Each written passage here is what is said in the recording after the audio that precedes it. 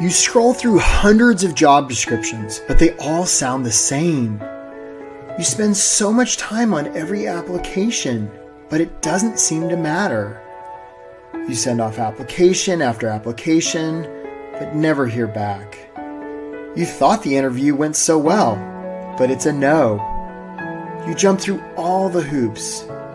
The news keeps saying how there are all these employers that are struggling to find people to hire.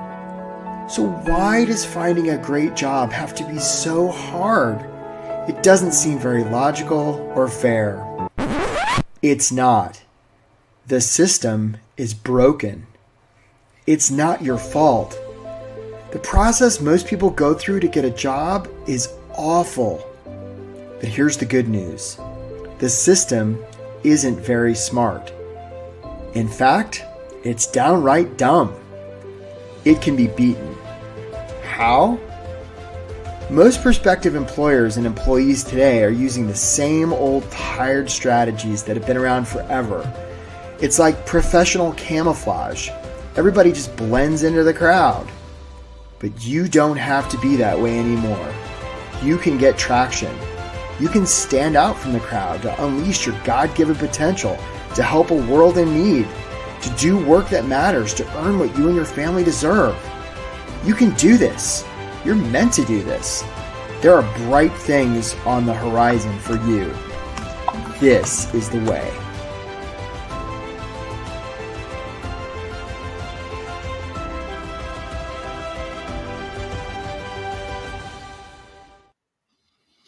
Welcome to the workshop. Get hired fast without settling, getting ignored, or losing hope. My name is Eric Woodard. I'm a high-performance career and leadership coach based out of Washington, D.C. And if you are here today, just want to thank you. I know your time is super valuable. I don't take it for granted. The commitment I'm going to make to you today is this whole presentation is going to be one long, big sales pitch. Nah, I'm not going to sell you anything, folks. We are going to dive into some really actionable strategies that you can put to work today. 9 tactics, 4 strategies you can put to work today to just elevate your job search, which if you're here, that means you know firsthand that it's not super easy. I am going to invite you to do a call with me or one of my team if you want to at the end of this call. So I'm going to mention that now because my schedule fills up really fast after these workshops. So if that's something you're interested in, we're going to put the link in the chat and we're going to flash on the screen. So if you're interested in that, especially as we get through this presentation, don't wait to sign up because my schedule fills up really, really fast. Anyhow, but putting that aside, let's get started. If you would, I want to make sure that we know that you can hear me. And I'm also curious to know, there you got the right idea, Jess. Put in there like where you're from and how long you've been on the job search. How long you've been on the job search and where you're from. If you would put that into the chat, I'd be really grateful. Way to go, Virginia. I'll be seeing you on the 5th.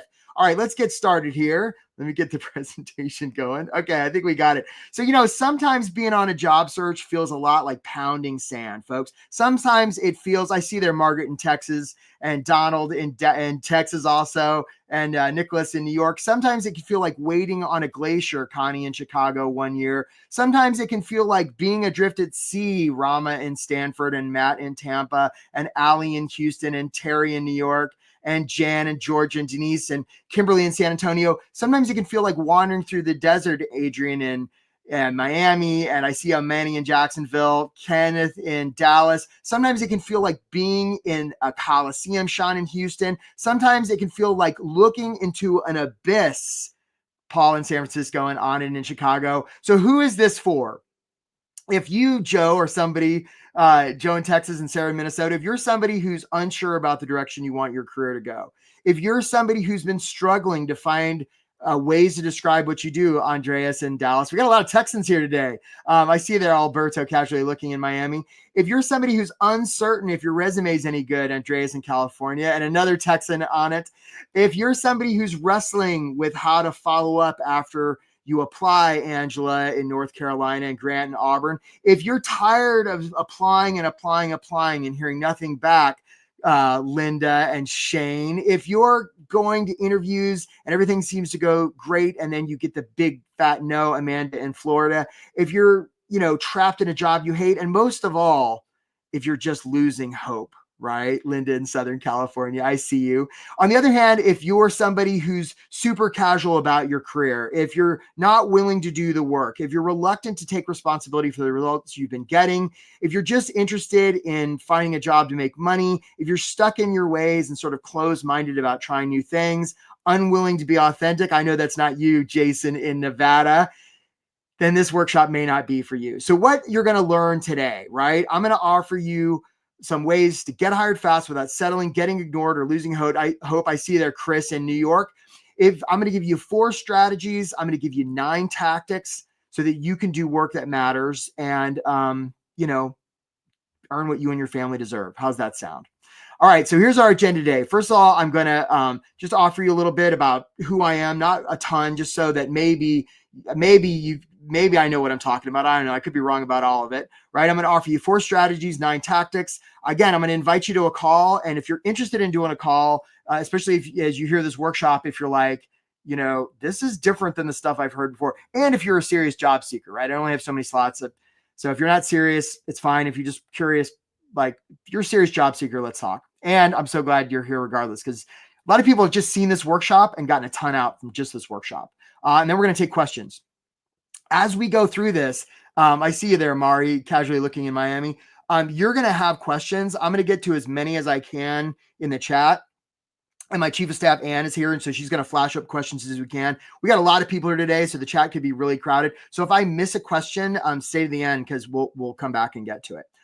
All right, so here we go. Buckle up. Who does this guy think he is? And why does he think he can help me find a job, right? I see you there, Angela. I see you in your 60s. I'm not that far behind you. We're going to talk about age.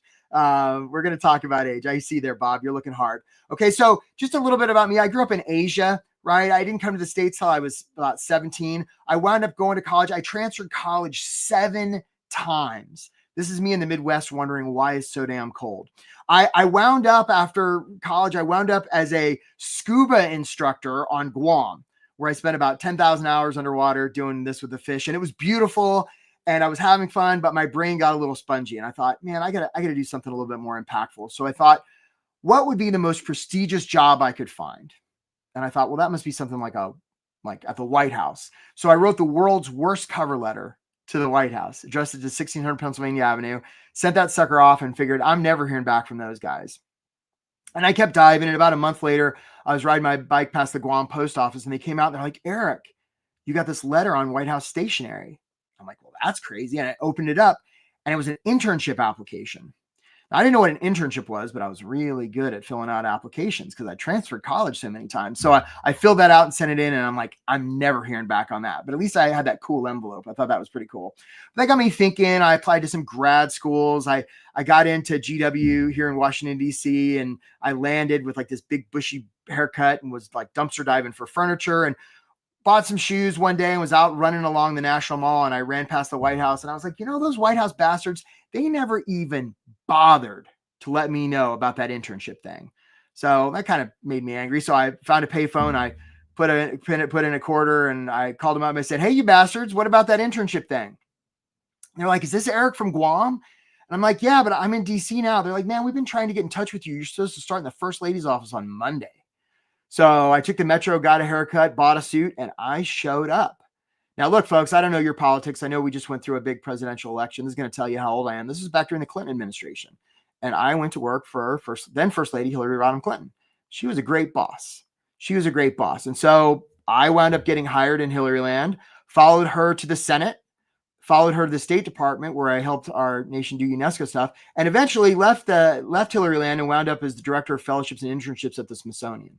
And all during this time, both in my own career and helping a lot of other people in their careers, I would see the same movie over and over and over, where really amazing, talented people just get stuck with this career stuff because, frankly, the system our nation and the world uses to hire people is really bad. It's not fair. It's not logical. It's not linear. You don't need me to tell you that firsthand. So now I coach. I do a lot of speaking. I talk to a lot of cool people like you. I've written a ton of books. I have so many impressive pieces of paper. I have glowing reviews. I have a whole wall of people saying nice things about me. And you don't care about any of that. Because what you care about is, can I help you? I don't know. Maybe, probably. Let's find out. Okay, so here we go. 4 strategies that you can put to work in your job search just today. I see you there, Meredith. I see you there, right? You used to run there too. I got you, right? 4 strategies you can put to work right today. Here we go. So here we go, folks. This is for the chat. If you would please tell me, what's a good resume about? Thank you, Ann. What's a good resume about? Put it in the chat. Let's see if anybody comes up with the correct answer. A good resume is about what? And there's a little bit of a delay between the time I ask and I see it. So I don't have Jeopardy music, but it would probably be good. Oh, Connie says selling yourself. Interesting answer. Impressing at the interview, says Min. If you knew you'd be hired, Virginia. Greg says it's about me. Getting attention. Okay. Skills and accomplishments. Yep. Okay. So here's the thing. I haven't seen the correct answer yet. I like what Terry's saying about stories. Okay. I can get on board with that. No one's given me the correct answer yet. What a lot of you are saying, I see it a lot of you are saying a resume is about me. A resume is about you, right? A resume is about you, but I see you there, Grant, right? The correct answer is a good resume has nothing to do with you. A good resume is not about you, folks. A good resume is about them. A good resume is about the person or organization you're sending it to, right? If you get nothing else from this workshop, get this, a good resume is not about you. And when I'm talking about a resume, I'm talking about your cover letter and your follow-up and your networking and the interview. If you want to be influential with another human being, the last thing you want to talk about is, so I just violated that a little bit by talking about myself as much as I did. It made me a little uncomfortable. You want to be influential with somebody, you talk about them. Okay. So it's not about you. It's about them. So many job seekers think, well, I got to, they have that wall of text at the top of the resume where they tell a bunch of stuff about them. Is that you? How's that working? Right. They go into an interview and somebody says, well, tell us about yourself. And they do. What a horrible mistake. Don't do that. Right. It's not about them. It's about them, not you. Right. Because employers are focused on themselves.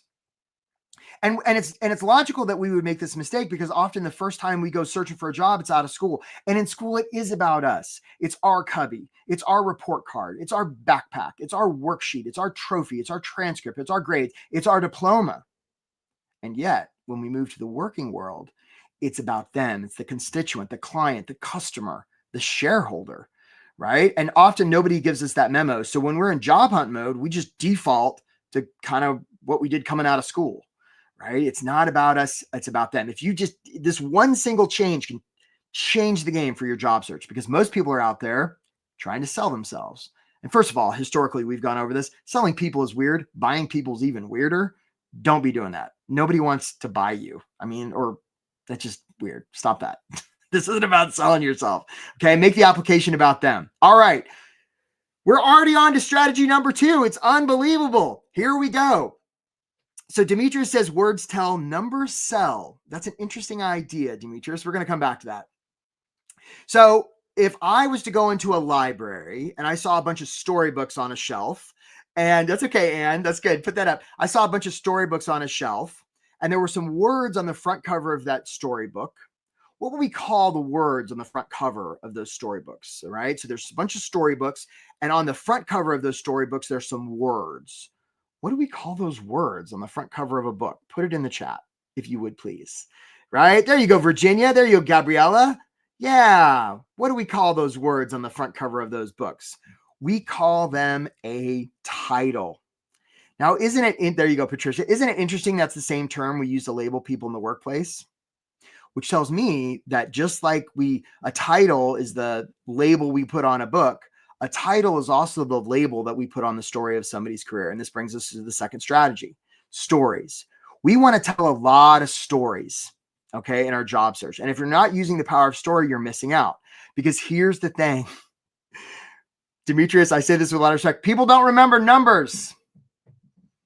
They remember how you make them feel, right? I always get in trouble when I ask this. If I said, how many people remember your phone number from when you were 5, right? Like there's always a few people that are like, I remember, but most people are like, I have no idea. But you probably remember how you felt on your 5th birthday. You probably remember the story of your 5th birthday. Our capacity to remember stories is like 40 million bits of data a second. And our capacity to remember data numbers is like 20 bits per second. It's orders of magnitude greater, right? Our ability. So if you're not leveraging the power of stories, you're missing out. So many people. So here's a question for you. There you go, Terry. I always get in trouble when I do this, right? Tell me what you think. What % of human decision making do you think is based on fact and let's do emotion. Yeah, emotion to logic. Thank you, Anne. So what % of human decision making is based on emotion and what % is based on logic? Is it 50-50, 60-40? Thanks, Demetrius, right? Is it 70-30? So what % is logic, or excuse me, emotion, and what % is logic? All right. Okay. So yeah. So Bob says 90-10, 90-10. Andrew says 80-20. Emotion to logic, right? Domola thinks it's mostly logic. Scott says it's 15% logic. I haven't seen the right answer yet. Depends on the person. Interesting, Jennifer. Okay, so nobody's got the right answer yet. Here's the thing. It's 100% emotional. Decision making is 100% emotional. And the reason we know this is when somebody gets their brain damaged and their limbic system damaged, they're fine, except they can't make a single decision. And that's the debilitating part, right? So decision making is 100% emotional. We will then, once we've made, you guys have already decided whether you like me and whether you're interested in signing up for my program. Now you're just trying to collect data to rationalize a decision. Like it's already happened. And it was an emotional decision, right? Guaranteed. We make the emotional decision, and then the rest of it is just taking in data to rationalize it. So realize that and the reason stories are so powerful is stories are how we convey emotion. So if you're not using story in your interviews and all the stuff, you're missing out, right? People remember stories, not feelings. So one time I'll tell you a story. I was accepting applications for a program. And this one application, the woman applying, her name was Maggie. And she wrote an essay about how the summer before she'd been in a terrible car accident and her arm had been severed. Oh, I felt so bad, right? It's like, wow, what a story. We got to take her. So I'm like thinking about accessibility, thinking this young woman's going to walk in with just one arm, and she walks in, 2 arms. Now, was I upset? Of course not. I was so happy she had her arm. It was bandaged from where it had been partially severed and reattached, and she was doing some physical therapy. And I still remember that story to this day. And that had to be 25 years ago, right? Stories are powerful. If you're not using them, you're missing out. Okay. Who can tell me who this guy is? What is this guy's name? Who knows? Right? That's right, Sean. 100% emotional, 0% logical. Yeah, that's right. Oh, Jennifer, thank you. I appreciate that. So who can tell me who this guy is right here? I'll give you a hint. He lives in Idaho. What is this guy's name? Oh, thank you, Rama. There it is. She did turn out to be a good staffer, Scott. That's right, Bob. That's Virginia says it's Taylor Swift, right? That's right. This is Napoleon Dynamite, a man ahead of his time. Now, here's the thing. This is a movie, and I don't want to spoil the movie, so I'm not. And first of all, if you haven't seen Napoleon Dynamite, stop your job searching and just go watch this today. I mean, come on. We're trying to create a society here, people. The story is Napoleon's a high school kid. He sort of beats to his own drum. And then in this one particular scene, he's put on stage in front of the entire student body. He's managed to get a cassette tape up to the DJ booth to play some music, but he's got to do a performance, an impromptu performance for the entire student body, and he hasn't practiced. So they play the music, and Napoleon just starts dancing, and it's the craziest damn thing you've ever seen in your life. I mean, it is wild. And when he's done, he's kind of sweaty and panting, and all of his fellow students are like this. And then they burst into applause. And the reason that works, the reason they love it, is because it's authentic. And that brings us to the next strategy. Jamie Kern-Lima, the founder of It's Cosmetics, says, everybody's a good dancer if they commit fully. Authenticity, right? If you're not being authentic in your resume, you're missing out. People are going to hire you because of who you are, not in spite of it. So look, folks, if you've gotten all that info about you need to hide your age, or if you've been working for more than 20 years, only put 20 years experience on your resume. You know who often says that? People that only have 20 years experience. Stop doing that, right? Be who you are. Take up all the space that your creator wants you to take up, because otherwise, aren't you just honoring the universe, right? Aren't you dishonoring the universe? You don't want to do that. So many try and be perfect. And let me ask you a question. Who do humans hire? Who do humans hire? Who do humans hire? Put it in the chat. Who do humans hire? Carla says, Pedro, give me some of your tots, right? That's right. Feed Tina, Monique. That's right. That's right. That's exactly right. Right? So that's right, Paul. That's right. Humans hire real people. Rama, humans hire other humans. Exactly. Humans hire humans. That's exactly right, folks. Humans. Humans hire humans. Robots don't hire humans, and humans don't hire robots, at least not yet. And some of you your brain is like, but what about the ATS? We're going to talk about that. Humans hire humans. And some of you are saying to hire people they like. I'm going to disagree with you. There's only one reason they'll hire you. And it's not because they like you. They may really like you and not hire you. The reason anybody's going to hire you is because they trust you. It's not your skills. It's not your experience. It's that they trust that you see, hear, and understand them, and you can help them get what they want. That's the only reason. And part of the way we build trust with other people is through authenticity and vulnerability. So humans hire humans, right? Be relatable. Give them evidence that you are a human, right? If you don't, so perfect example. One time I was working with this young woman. Her name was Nina. We're having a conversation about her resume. And I said, Nina, what do you like to do for fun? She's like, oh, she got all kind of squirrely. And I'm like, so finally I get out of her that she has a pen collection, like this, like pens. I'm like, well, that's super weird. We got to put that on there. She's like, no. So I finally get her to put it on there. I hear from her a month later. She went into the interview. They talked about pens for 30 minutes and she got the job offer.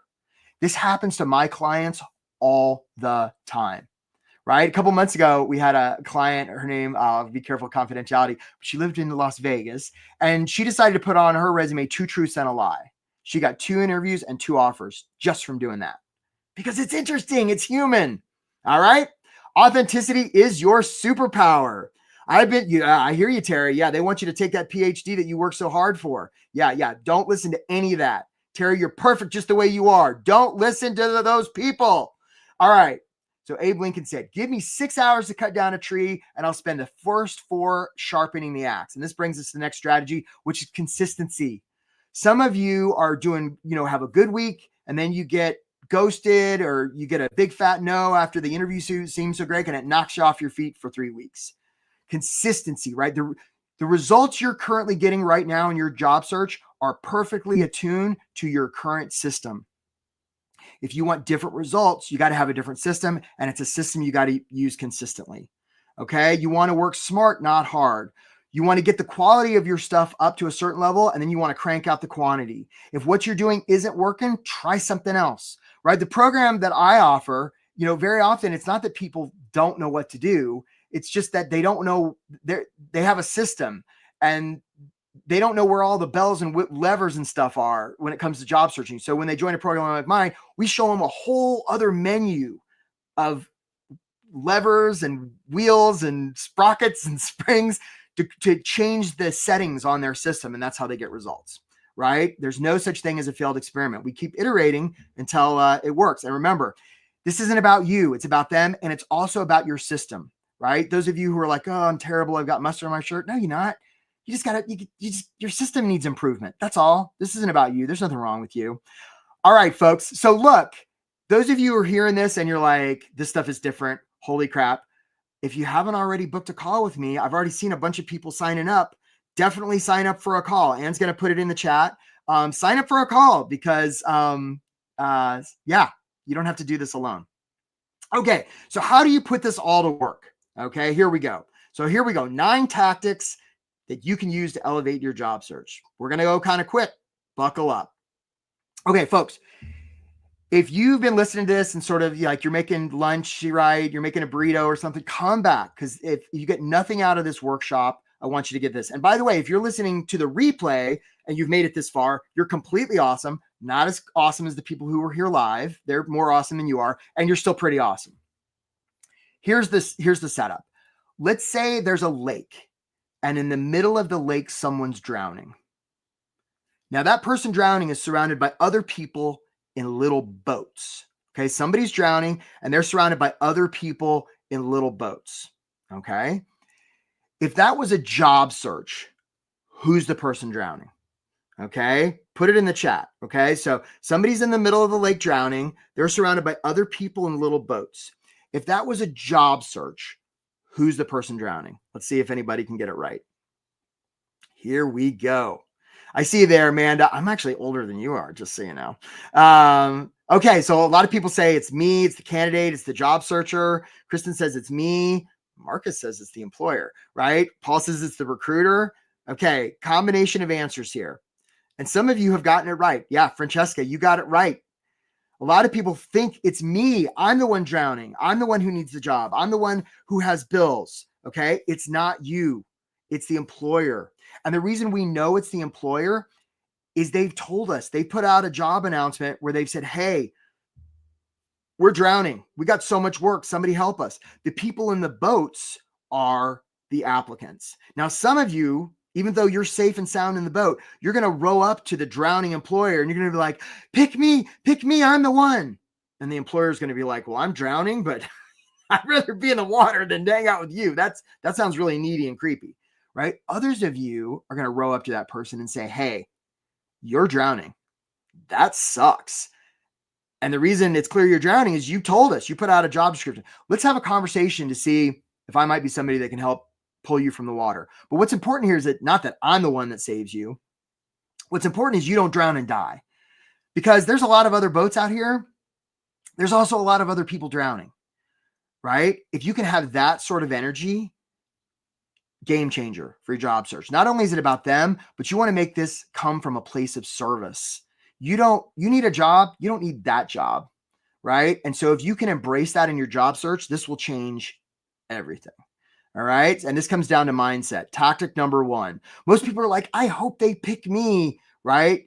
You don't want to have that. They'd be lucky to get you. After all, they're the ones who are drowning, not you. You're fine. Okay. You want to approach from a place of service.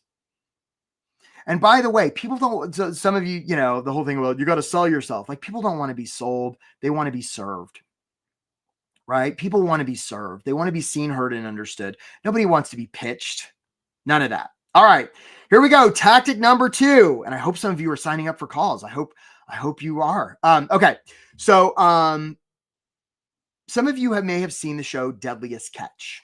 And what's interesting about the show Deadliest Catch, it's this pitching deck in Alaska. It's like an icy situation. It's kind of crazy. And the way it works is that when they go crab fishing, they have these big steel crab pots, right? And they drop them on the ocean floor with a little bit of bait.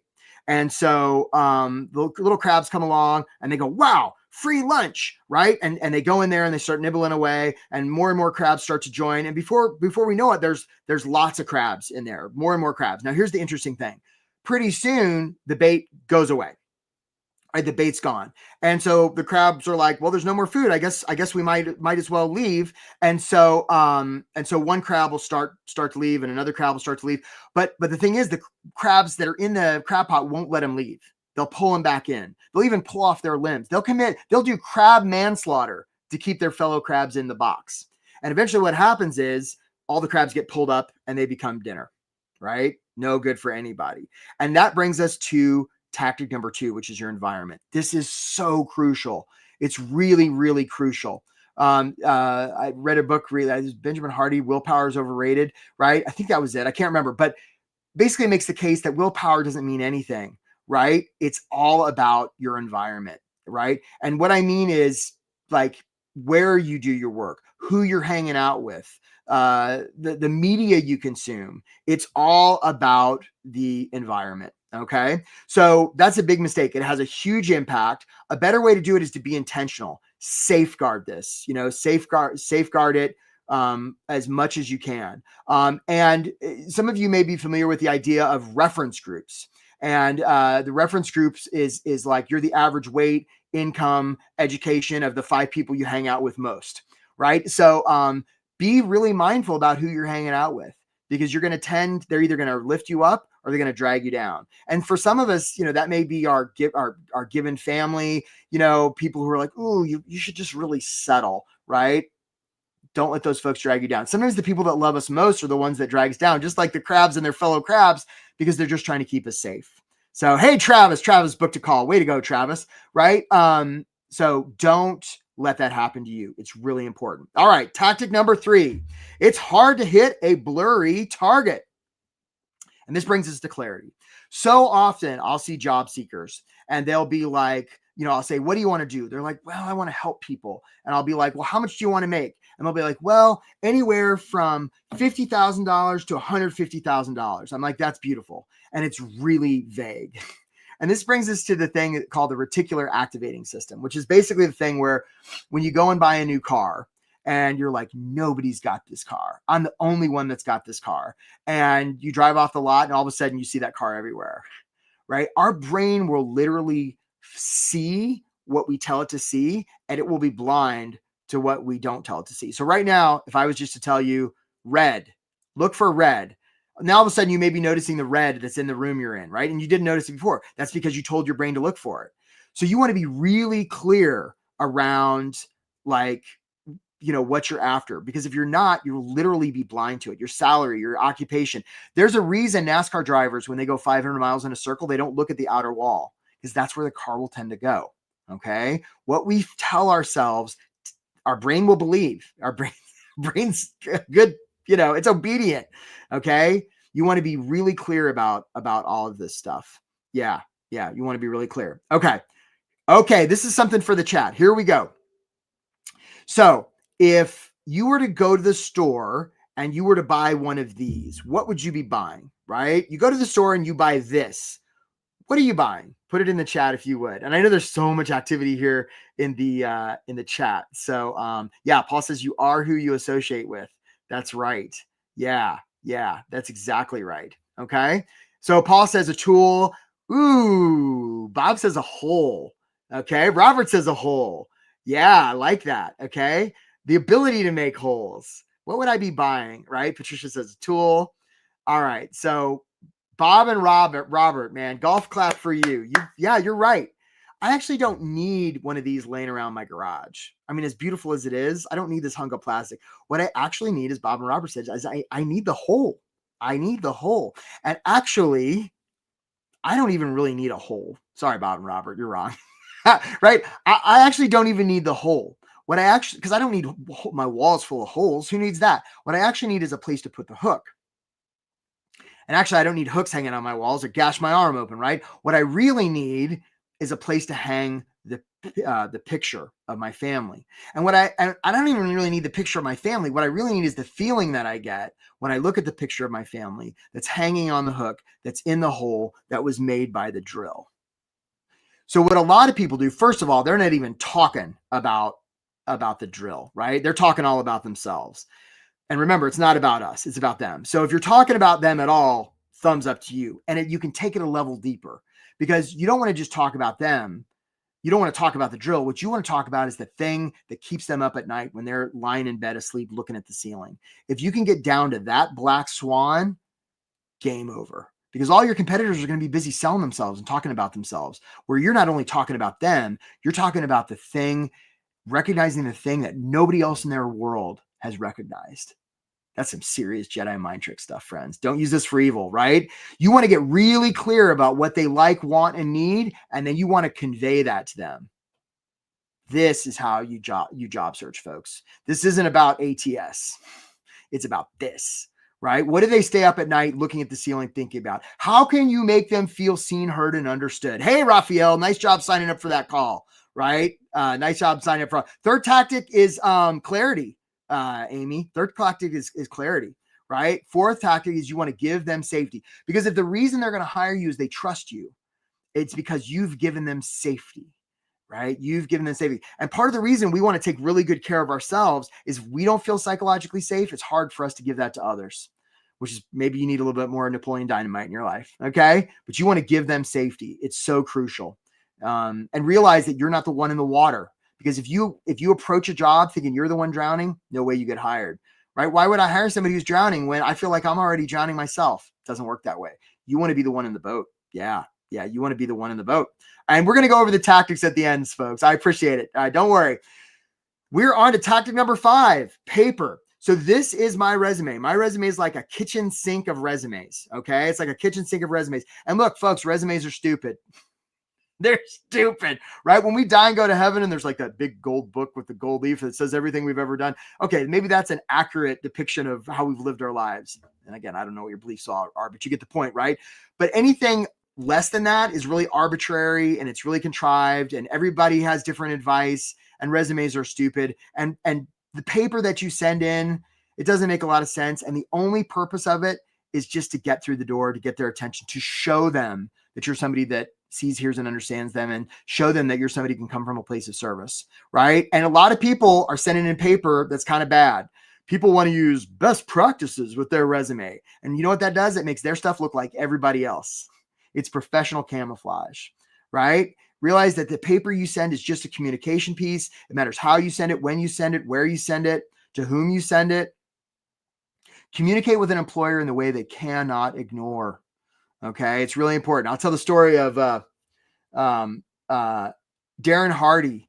He used to be, well, actually, I think that's next. I'll say that. For instance, there's hyperlinks here, right? Does your resume have hyperlinks? Does your resume have that big block of text at the beginning saying, I am a professional summary. Let me tell you half a page about myself. And I'm going to give you all these hyperbolic statements about my success with no context, no times or dates or anything whatsoever. Please don't do that. Please, I beg you, don't do that. Stop doing that. Okay.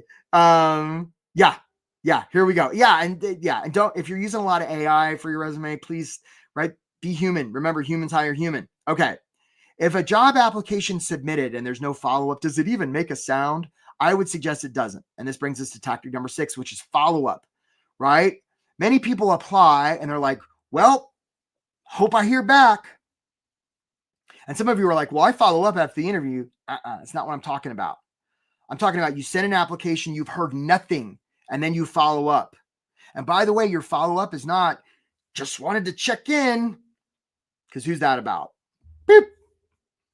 You want to follow up from a place of service. You want to follow up talking about them, because all your competitors are just checking in.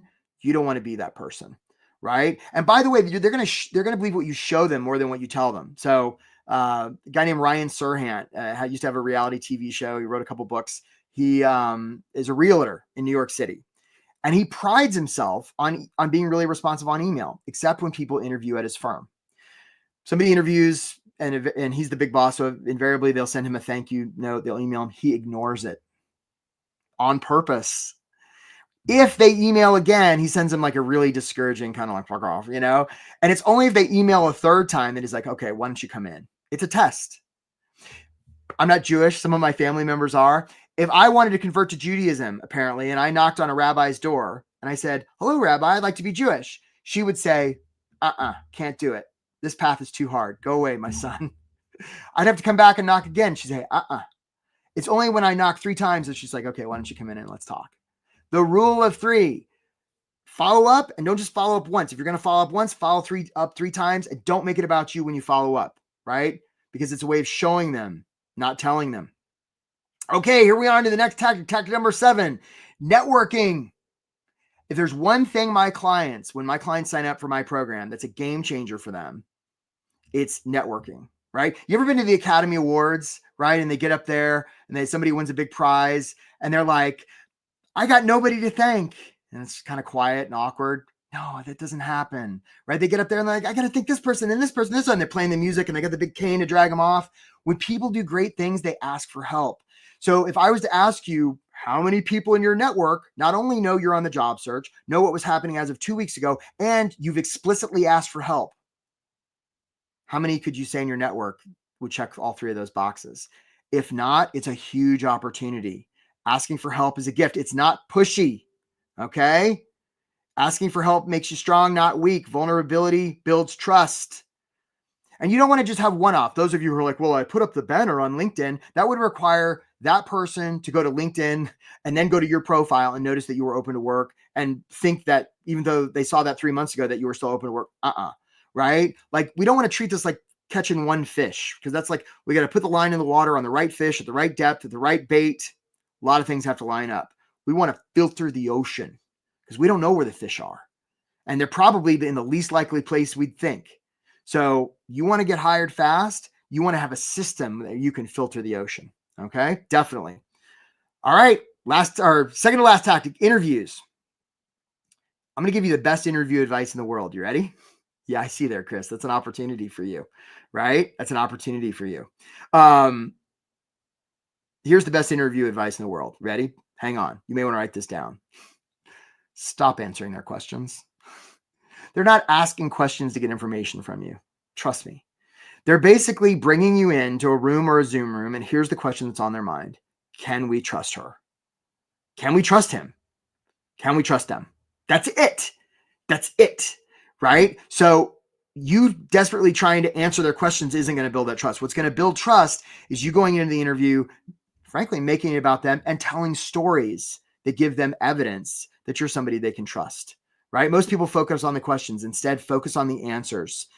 Focus on using the interview as an excuse to deliver the answers that you want to give and tell the stories you want to tell. All right, final tactic, folks. Let's talk about offers. Here's what I sometimes run into is I'll have people come to me and I'll say, hey, like, how's your job search going? They say, well, Eric, you got to understand, I'm really particular about where I apply. I'm like, well, that's really interesting. Tell me more. And they're like, well, I'm just particular. And so here's the mistake that people are making. You don't have to worry about if you're qualified for a job or you want a job unless until you get the offer. And the only thing you have to lose is the time and energy it takes to put in an application, follow up, and network around it. Okay. They'll decide if you're qualified. They'll have an opinion. And whether you want the job or not, you can decide that if and when you get the offer, because you may, get in the process and decide you like it or vice versa. Okay. So the time to limit yourself and be picky is not in the application process. It's in accepting the offer stage. All right. Don't worry about it till you get an offer. Apply liberally from a place of service. All right, folks. So some of you are like, I can't remember this tactic or that tactic. Here it is. We're going to slow down. It's been great talking to you, right? And we're going to take some questions. I know I missed a ton. So look, folks, if you haven't signed up for a call yet with me, I don't know if there's any room left on my schedule. There may be. Sign up for a call, right? And let's talk about what's possible for you. Because, you can do this on your own, right? The only mystery here is time, right? You're going to eventually find a job, but the question is how much is it going to cost you and how long is it going to take? Whereas it's sort of like going to the gym. You can go to the gym and lift and you'll get muscles, or you can do it with a trainer and you're going to get bigger muscles faster, right? And so some people just value time more than money. If that's you, let's talk and see what's possible. All right. So look, here's what's next. I do have a program. It's got all kinds of amazing things. We talk about mindset and clarity and consistency and narratives. And this type is really small. It's hard for me to read. And follow up. I'm going to make this big for a second so I can read it with my old eyes. Networking and interviews and offers. Okay. And the way we deliver that is in a bunch of ways, right? By the first or second week, you've got an awesome interview. By the third week, you're getting into, follow up and networking, so that by, definitely within 2 or 3 months, like, you're getting interviews and offers. And that's the guarantee we offer you, is that if, you're with us and you don't get success, like, we stay with you until you do. So if you're interested in that, let me know. Please book a call and let's talk. That's the link if you didn't see it in the chat. And this is going to be coming around on email too. So you ought to have the link. So let's take some questions. I am curious. So I see there's one from Michelle. Thank you so much, Anne. So Michelle says, how do you follow up on an application if there's no contact, especially if it's with a large company with thousands of employees? You can't guess who the hiring manager or recruiter is. It's a great question, Michelle. So here's the thing. And Michelle, I don't know you, but let's say the person you love most in the world was a hostage.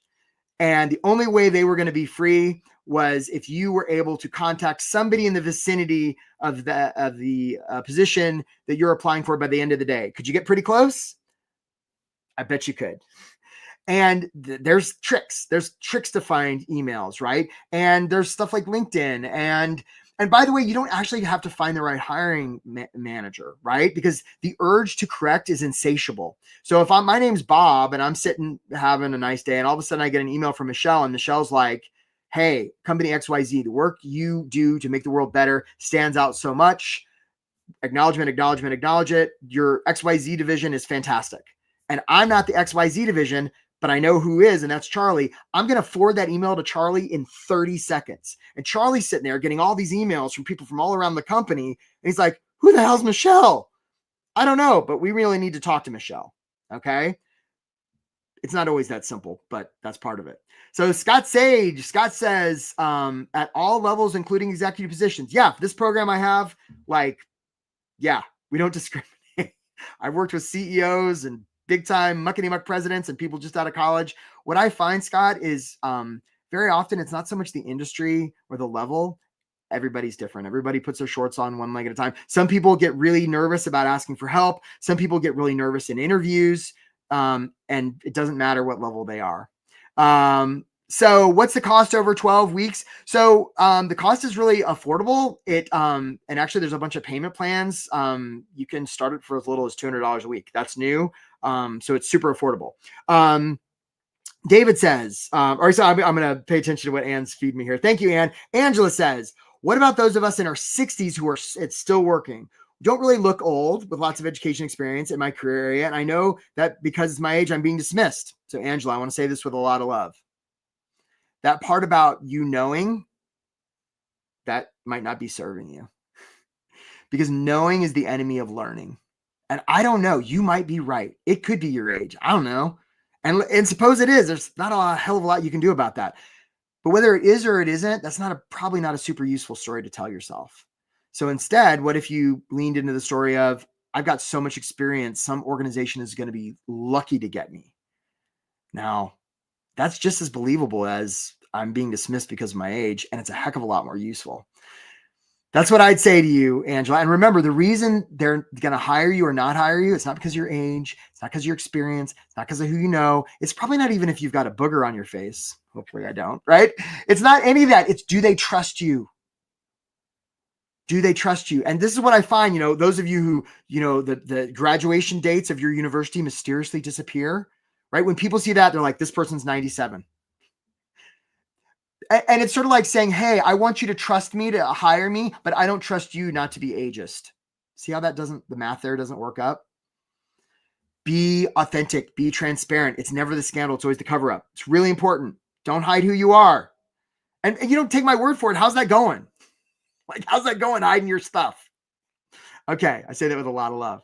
Okay. Vesna says, how to get through in the first phase. Pass AI resume screening. So look, here's the thing, folks, and no offense to our recruiter, HR friends out there, but they are trained ninja assassins at blocking people, right? In part because if applicants talk directly to hiring managers, we kind of don't need recruiters. So recruiters don't like that. They don't want you to talk directly to the hiring manager because they need to have a reason to exist, right? And sometimes they do. Find a hiring manager, find the person who's behind the scenes, pulling out their hair, who speaks your language in terms of the subject area. And even if you get one of those automated responses that says, thank you very much, just please ignore those. My clients do, because if you can find the hiring manager and you can make that hiring manager feel seen, heard, and understood, they're going to knock on the back door of HR and be like, this one, Vesna, I want to talk to Vesna. And HR will be like, well, Vesna has to put in the application. Vesna has. And all of a sudden, Vesna, you'll magically get the other message saying, congratulations, we'd like to move you forward. It's pretty amazing. Anyhow, if you haven't booked a call, book a call. You don't have to do all this stuff on your own. Do you see how some of what you've been doing hasn't been working? Just saying. Amanda, people say it's against the law to be ageist, but we all know what's happening. Yeah, there's a lot of things that none of this is fair. Ageism, racism, sexism. Yep. All against the law. And as you say, Amanda, it happens. So we don't want to spend a lot of time living in the land of the should, because it's not going to get us very far, right? We don't want to shit ourselves. We don't want to shit the bed. We don't want to shit the yard. Definitely don't want to shit our pants, right? Shoulds are stinky. No shitting. So we got to deal with reality. And yeah, there's ageism out there. And some of it's maybe unconscious, right? Unconscious racism. Sure. That's around. At the end of the day, if we can get them to trust us, that's everything. That's everything. Yeah. Yeah. All right. Any other? Yeah, I see you there, Angela. Okay, we got Patricia. What happens if you don't have a way to follow up with the application because you submit it online and there's no contact info? Patricia, I bet you could do a little research.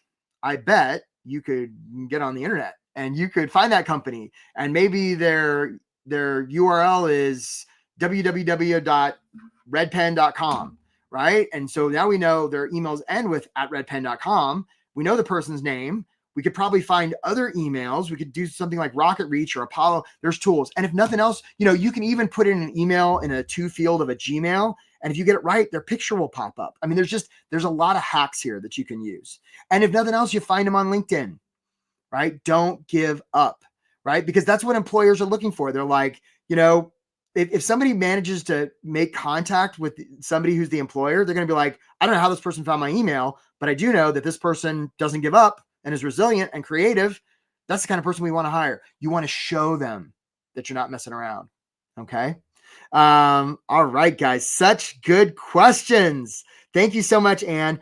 Who do you follow up with, the HR recruiter or the hiring manager? Yeah, I'm not a big fan of following up with the recruiters because they don't want you to find the hiring manager because they need to have a reason to exist. So you want to follow up with the hiring manager, right? Or the CEO, right? Make them feel seen, heard, and understood, right? Everybody else is sort of sheltering in place. They're being small. They're being quiet. They're sending in their resumes being like, I hope I hear back. Don't be that person. Don't be that person, Andrew. You're bigger than that. You're better. Ralph, how do you effectively negotiate a salary you're hoping to get? Great question, Ralph. So when we're in negotiations, you want to stay in the land of possibility, right? And by the way, no pre-negotiation. So if they're like, say, Ralph, if we offered you 150,000, would you take it? Your answer is going to be, I'd have to see the offer.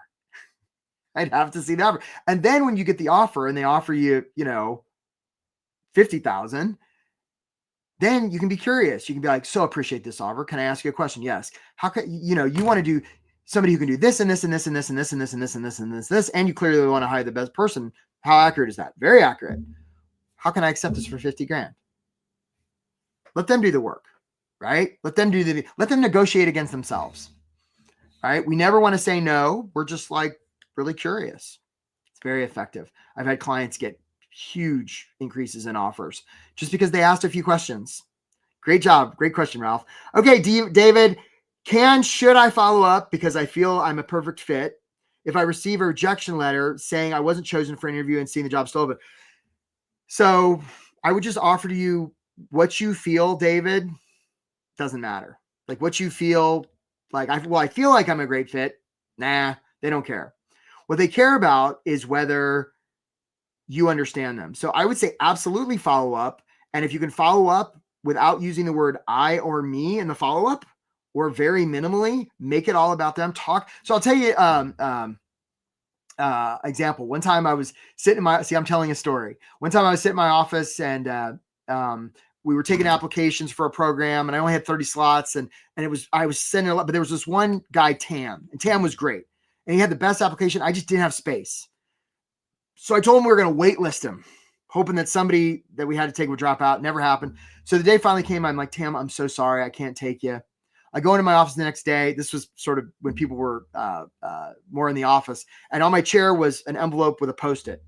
I looked at the Post-it and Tam said, hey, there's so much opportunity in this office. Just want you to know when the time comes, I'll be there. And I opened up and he gave me a writing sample. I got him on the phone. I said, just get your ass in here, man. I don't know what we're going to figure it out. He wound up getting hired and it was awesome, right? Because he didn't give up and he showed me what he could do. And he largely made it about the office. So guys, I'm sensitive to time. Again, if you have not yet signed up, please do. And by the way, I'm going to put my LinkedIn link in the chat here. If we're not already connected on LinkedIn, please connect with me because I put out a lot of content about this and a lot of resources about it. So yeah, there's the link in the chat.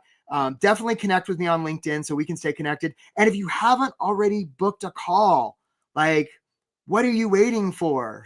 Right? What are you waiting for? I'm going to ask one last question here. It's from Sheena. It says, what's your suggestion for those, oops, I lost it. There it is. Come back, Sheena. For those of us who want it as $49.97 for career services that don't guarantee employment, Actually, Sheena, that's not actually true. We do guarantee that you're going to get something. Now, I can't say that you're going to get it next week or next month because that would be a lie. But I can say that by doing a program like this, you're going to get a result faster than you would on your own. And we're not going to leave you alone, right? If you join a program like mine, first of all, if we offer, if we don't think we can help you, we're not going to let you enroll because that would just be bad, right? But if we think we can help you and it's something you or whoever else signs up for, we're going to stay with you until you get hired, as long as you're doing the work, right? I mean, like, this is a partnership. So, we can't do it all for you. So I hope that offers, because, how much is it costing you right now to be out of work, right? Let's say somebody wants to make 120 grand. That's 10 a month. That's 2,500 a week, which means if we can get you hired couple weeks faster, which we most certainly can, you're going to come out way ahead. And not only that, you're going to get a better salary, because when they make you an offer, we're going to help you negotiate it. So that's the math here. And for those of you who are like, I don't have that much money to lay down, it's fine, right? There's really affordable payment plans. Some people are like, oh, can I pay you after I get the job? We don't do that for a lot of reasons. But if you sign up, like, you can pay a really, really small amount. And then once you get the job, you can pay it off because you're going to get a big fat salary. Hope that serves. So look, folks, I just really acknowledge you for being here. I know your time is valuable. If you haven't signed up to talk, and especially if you're serious about getting this done, like, let's get that handled. And either way, I just wanted to acknowledge you for being on the job hunt. I know it's not for the faint of heart. I know it often seems like a long road. Please know you're going to get this figured out. I promise you. Like, the day will come where you're going to get this figured out. Other people have figured out, and so will you. And if you'd like to get this figured out a little bit faster, and you're just, you don't want to keep doing this on your own and keep trying to figure this out, like, we can get this handled. So I hope you'll find time to talk to us. Either way, really acknowledge you and just appreciate you and send you all the light and power in the world. Take care, my friends. Nice talking to you all.